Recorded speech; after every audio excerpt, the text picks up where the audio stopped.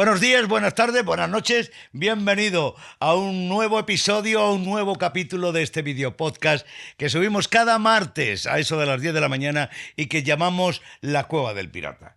Estoy empezando hoy este capítulo, me estoy acordando de algo. Hace como algo más de un año estuvimos un pequeño equipo de personas de Rock FM con Fran Baliño, Rebeca Roth y el Pirata. Estuvimos en California, en una ciudad que se llama Indio, y estuvimos transmitiendo para España un festival grande que se llamó el Power Trip, donde tocaron Iron Maiden, Judas Priest, Metallica, AC/DC, bueno, un festival magnífico. Cuando ya estábamos regresando a España, cuando estábamos volviendo ya para el aeropuerto, para coger el avión que nos traía a casa, a alguien se le ocurrió llevarnos a un pequeño cementerio.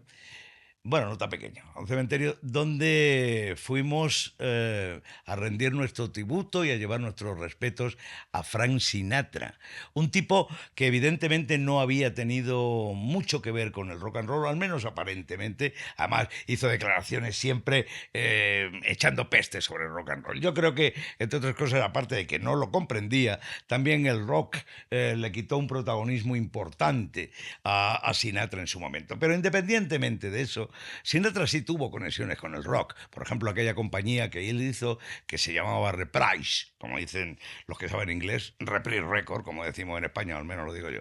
Y dirás, ¿y este por qué está hablando de Frank Sinatra? Porque hoy vamos a hablar de personalidades de la música que han sido detenidas en España. Y sí, del primero que te hablo es de Frankie, como yo le llamo. En 1964, Frank Sinatra acabó en el calabozo de Málaga tras un buen follón. Verás, yo te cuento. Estaban rodando una película, creo que en Italia, pero faltaban algunas escenas que rodaban en Andalucía, ¿no? Una película que se llamó El Coronel Von Ryan, una peli de acción donde, curiosamente, y como dato te doy, aparecía una jovencísima Rafaela Carrà. Vale, estaban grabando por Málaga y en vez de quedarse allí, Frank prefirió irse a un hotel de lujo en Torremolinos, un hotel con mucho prestigio llamado El Pez Espada. Entonces allí recibió a periodistas que le entrevistaron, periodistas según cuentan las crónicas del diario, del desaparecido Diario Pueblo, ¿no?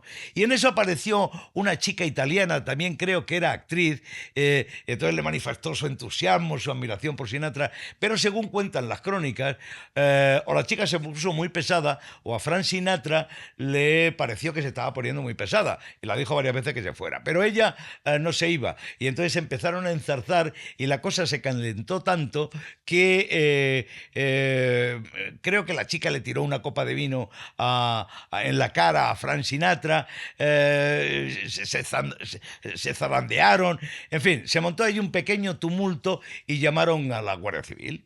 Cuando llegaron a la Guardia Civil, Frank Sinatra se negó a hablar con ellos y les llamó guardias de gorro ridículo. Y claro, eso no le gustó nada a nadie. Entonces, la cosa llegó hasta oídos del gobernador civil, mandaron refuerzos y como Sinatra seguía aferrado en no colaborar, en no querer declarar tal, se le llevaron al cuartelillo y le remató la faena.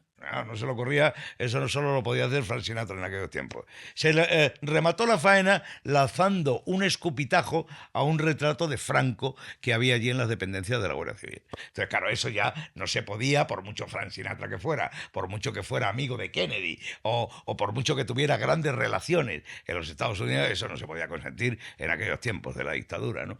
Entonces, pasó la noche en el calabozo, le pusieron una multa ridícula, le echaron de España y él hizo una frase lapidaria, cuando estaba saliendo del país, dijo: nunca volveré a este país de bastardos fascistas. Bueno, se lo tuvo que comer porque antes de que se diera cuenta estaba de nuevo en España, entre otras cosas, dando un concierto en el Santiago Bernabéu, ya en las postrimerías de su carrera. Pero no ha sido la única personalidad grande de la música que ha acabado en calabozos españoles. Te voy a enseñar a otro. El rubio de oro, Mr. Rod Stewart. Sí, señor. Aquí he traído algún disco suyo, como siempre, para ilustrar de lo que hablamos. Discos de mi propia cosecha, de mi propia colección. Estos discos tienen más años casi que yo. Pero bueno, te cuento lo de Rod Stewart, ¿vale?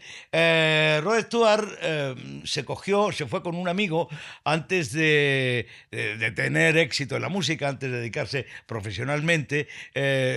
Rod Stewart era un hippie, llevaba unas pintas pues, de hippie, pelo largo, desaliñado, desarrapado y nada que ver con el gentleman que hoy es en día, ¿no?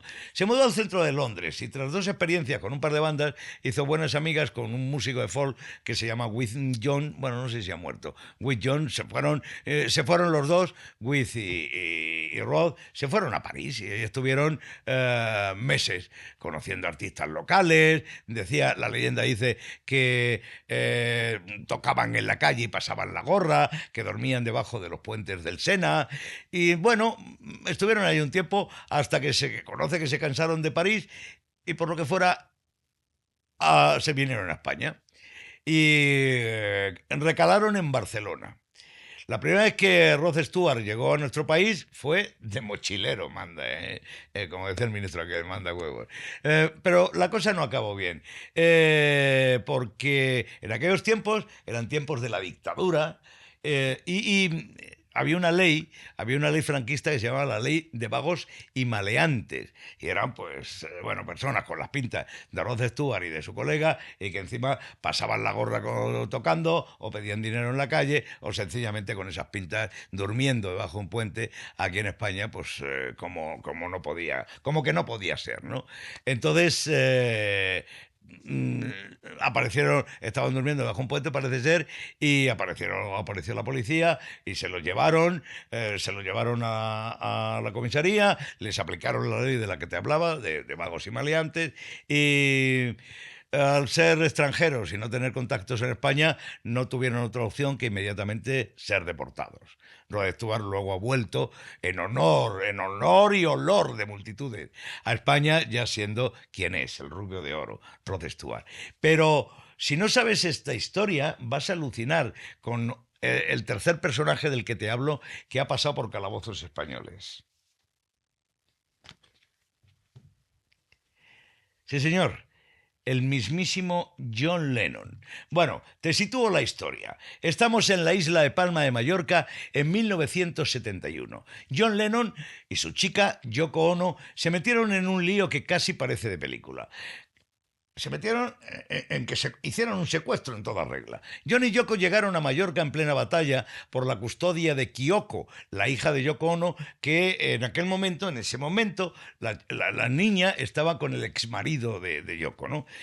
Cuando el exmarido se entera cuando John y Yoko se enteran de dónde está la niña, se la llevan sin permiso y se la llevan a su hotel en Mallorca, convencidos de que era lo mejor para la niña. Pero claro, no contaban con el ex de Yoko, que tenía todo el derecho a estar con la niña y que evidentemente denuncia el secuestro.